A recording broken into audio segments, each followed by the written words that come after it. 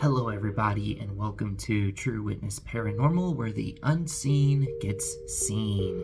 Today, I have a video that I would like to share with you guys. It's supposed to be a UFO or a UAP, whatever you want to call that thing. This video was shared to Reddit by No Construction 6194, and thank you so much for letting me share this video with everybody here on YouTube. Or, with the few people who actually watch my channel on YouTube. I can't say everybody. Okay, he said this was taken in Guaynabo, I hope I'm saying that right, Puerto Rico, by a family friend. He said that this was taken this past January, and he said he just doesn't know if it's an air balloon or something. So let's check out that video. So right off the bat, we're going to notice that there's some music playing in the background. He did say that it was, I think, his mother's birthday party that they were celebrating.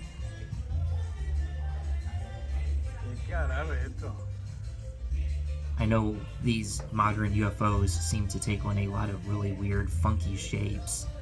So if someone sees something like this and does think it's a UFO, like I totally get it. It kind of looks like there's like something hanging at the bottom, like underneath it. The more that I look at this thing, it reminds me of my shower curtain. It's like a curtain hanging on a rod. But yeah, no, I think this is actually one of those rare instances where I will say I do believe it's a weather balloon. It just looks like a weather balloon that has kind of deflated, and now it's just like drifting with the wind.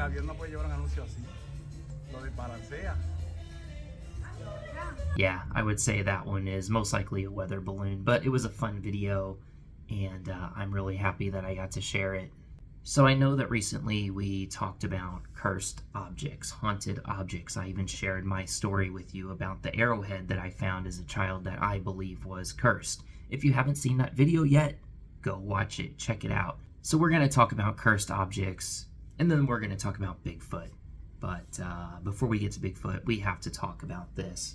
Some may be wondering if the Bible itself talks about cursed objects.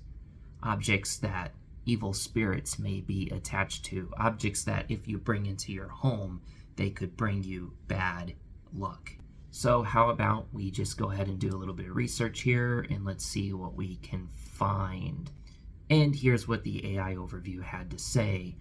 The Bible instructs believers to avoid, destroy, and never bring detestable or accursed objects into their home, specifically items associated with idolatry and witchcraft.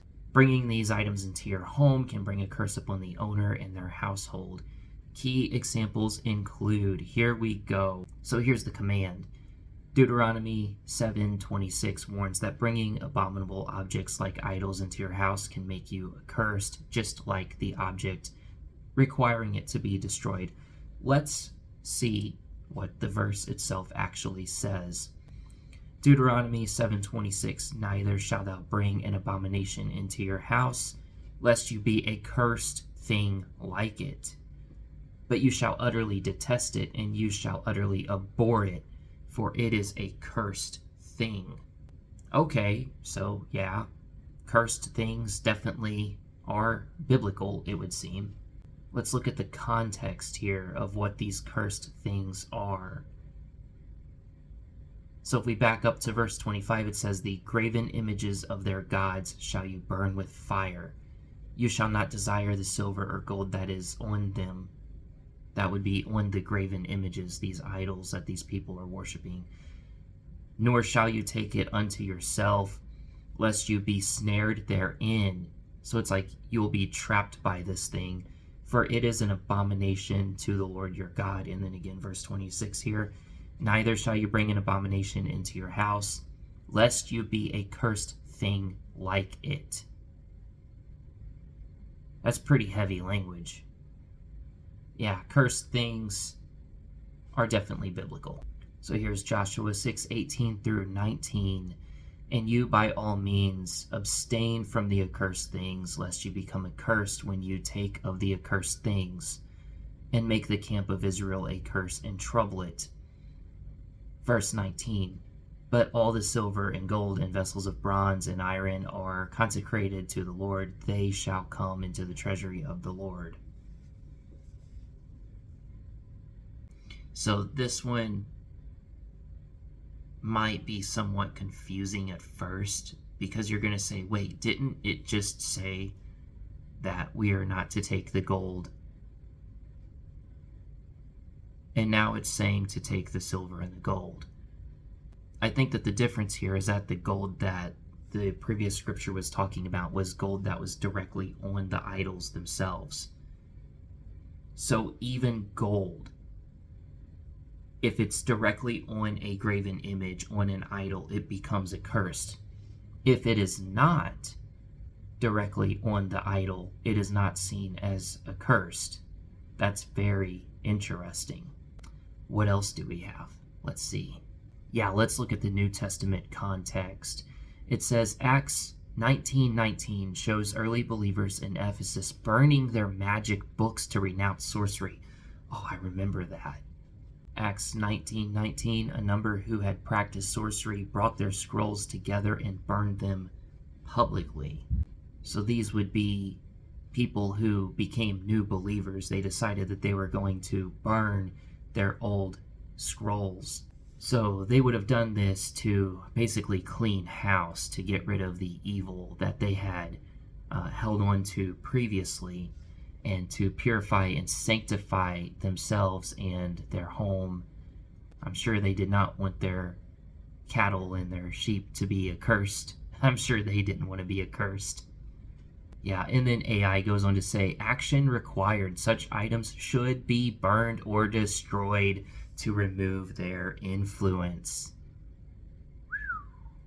Now, I don't think that there's anything in the Bible about spirits literally attaching to certain objects that were used in ceremonies or whatever, or attaching to certain objects that were around whenever a really terrible thing happened.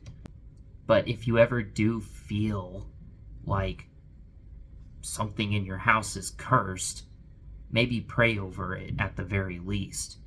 I mean, if it's an idol or something like that, it shouldn't be in your house. Like, you got to get rid of that thing. It has to be destroyed. All right, so let's move on to the next topic, shall we? Bigfoot. Let's talk about Bigfoot. Just for a fun little thought experiment, let's say that you are a Bigfoot. And let's say that you don't really want to have much interaction with humans. You don't want to be seen by the outside world. So the question that I pose to you is, if you were Bigfoot, where would you live and why?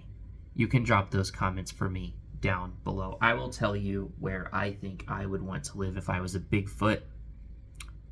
I would want to live somewhere that's very forested. I feel like the forest would help to kind of hide me, to, keep me private from prying eyes. And the forest brings an abundance of life. So there would be plenty of animals and vegetation. I don't know what Bigfoot eats, but there would be an abundance of it anyway. Especially if the forested area is near a river or a water source, like a lake or something like that. If I were Bigfoot, I would want to be near a water source. Maybe Bigfoot is like a grizzly bear and eats fish. I don't know. He would definitely want to be near a clean water source, maybe even a fresh spring.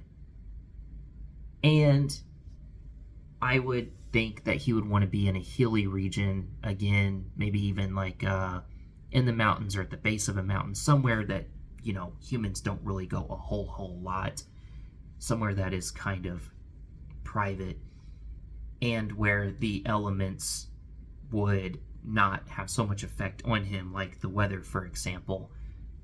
Mountains could possibly deter a lot of bad weather, right? So maybe at the base of a mountain, and of course somewhere around a cave, something like that, somewhere where he would have shelter in case of bad weather does hit. yeah, if I was a Bigfoot, I would be in those kind of places. Another little fun bonus that I might add is maybe in an abandoned village. You know, there's some little villages here and there scattered all over the world that are no longer inhabited by humans. And what a fun place for a Bigfoot to live. He could literally take up residence in a human's home, right? Or a human's past home. Maybe even in a barn. I mean, Bigfoot's pretty big, so if he goes into some houses, he might feel a little, squeezed. But could you imagine if he could find an abandoned barn in an abandoned village? That would be perfect for a Bigfoot because, where you have villages, you usually have a water supply and access to food. So, abandoned villages, wow, that might actually be the very best place for a Bigfoot to live. What do you guys think? Tell me in the comments below. And since we already talked a little bit about some things that we've already discussed in the past, how about we go back to where this channel began, and that is talking about the Hat Man. Something that I like to think about a lot is why is it that so many people see the exact same thing? They see the Hat Man, they see the Old Hag, they see shadow people. We all tend to see the same thing, regardless of where we live, where we're from, our culture. These things don't seem to even affect what we see when it comes to the paranormal, in most cases. However, there is this weird phenomenon where spirits seem to take on the form of like the most absurd thing that you can imagine, and it's usually maybe even kind of like based on your own personal experiences. Spirits will take on very weird forms to try to isolate you. I feel like I've talked about this on here before. I probably have. I know I've made posts about this on Reddit. The best way to isolate you and make you afraid is to appear as something that no one else will believe that you have seen. Now, whenever it comes to the Hat Man and the Old Hag appearances, for example, those things do seem to appear to many people around the world. However, I have noticed that oftentimes it will single out one person in the family. There will be like one person who is seeing these very familiar things, but no one else in the family has seen it. They've probably never even heard of it. They're not really into paranormal research, that sort of thing. And so even though people all around the world are kind of sprinkled around and they're all seeing the same thing, that person in that moment feels isolated. So I just want to encourage you guys, you are not the only one who has experienced sleep paralysis and seen the Old Hag standing at the foot of your bed. This is something that people have seen all around the world. You are not the only one who has seen some extremely bizarre weirdo thing like, I don't know, a floating cyclops fading through your wall. Well, okay, you might be the only one that has seen that particular thing, but you are not the only one who has seen something extremely weird and extremely unusual that sounds really embarrassing to talk about. So the reason why I say all this is I just want to comfort you guys in knowing that you are truly not alone. I started this YouTube channel because I kind of almost felt a little bit alone in my personal life because I have so many paranormal experiences. Even now, after all these years of being a Christian, I still see and hear and witness paranormal stuff. And so I just want to let you know, it's okay. You don't have to feel afraid. You don't have to feel like you are the only person experiencing these things, because I 100% guarantee you, you're not. That's why there's an entire community online that talks about this stuff, because yeah, it really is that common. I don't know, did I tell you guys about the hunter thing? Did I not? I don't.